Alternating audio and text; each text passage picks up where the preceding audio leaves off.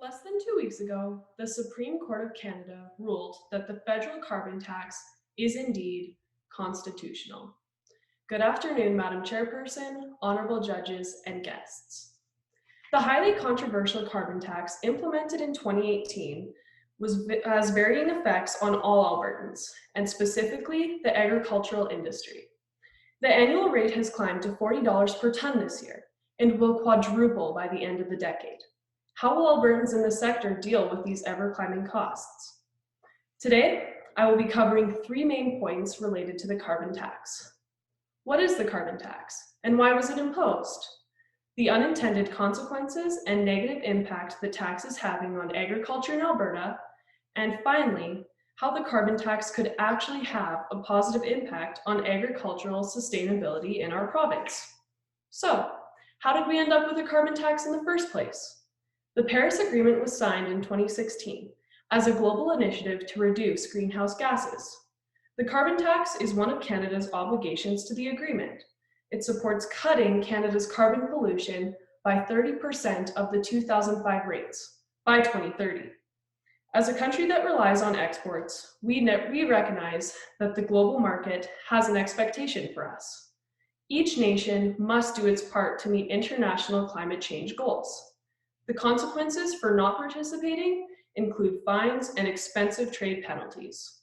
When you take a closer look into the agricultural sector in Alberta and the financial impact of the carbon tax, many producers and business owners are concerned about the financial futures of their operations. I interviewed Ryan Casco, who runs a large custom cattle feeding and farming business in southern Alberta. The natural resources required to operate equipment, store and dry grain, heat barns, shops, and offices, as well as operate irrigation equipment, are being heavily taxed. With the carbon tax set to drastically increase by 2030, like many of us, Casco currently does not have access to any alternatives to replace the natural gas and fuel that his operation uses. Furthermore, the carbon tax impacts each stage of production. So in the beef industry, the rancher, auction markets, grain producers, feeders, and packing plants are all experiencing higher costs due to the tax.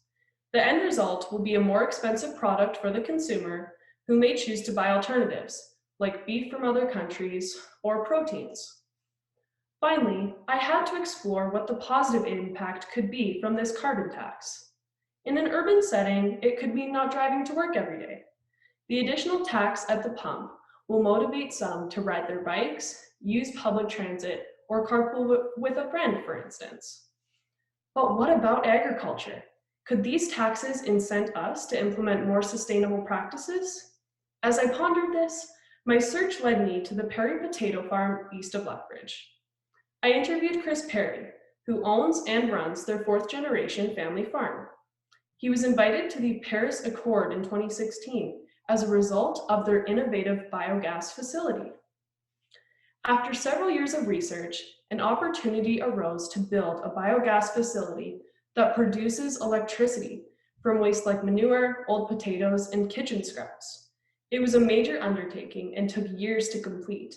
But now the Perrys are producing more electricity than their 5,000-acre irrigated farm can use, all out of waste.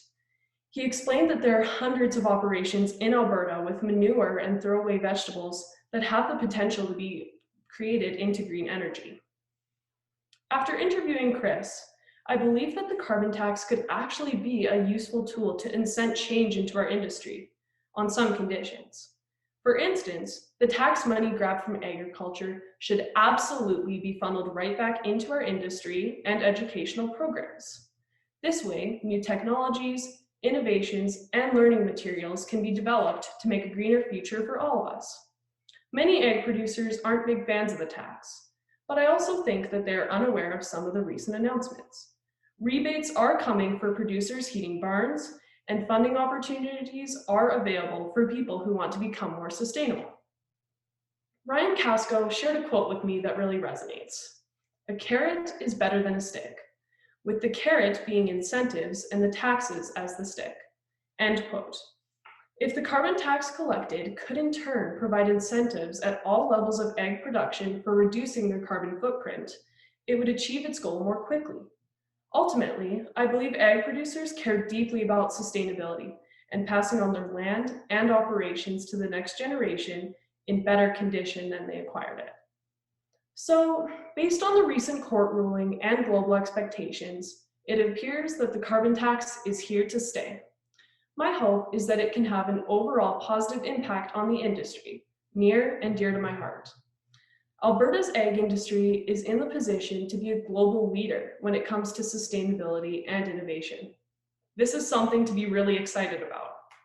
If the carrot is dangled where producers can see and understand it, then the future of agriculture production could involve more carbon credits, ethanol production, bio-based fertilizers, an increase in no-till farming, continuous cropping, and a drastic reduction in greenhouse gases. It is super exciting for the next generation, and I am ecstatic to be a part of it.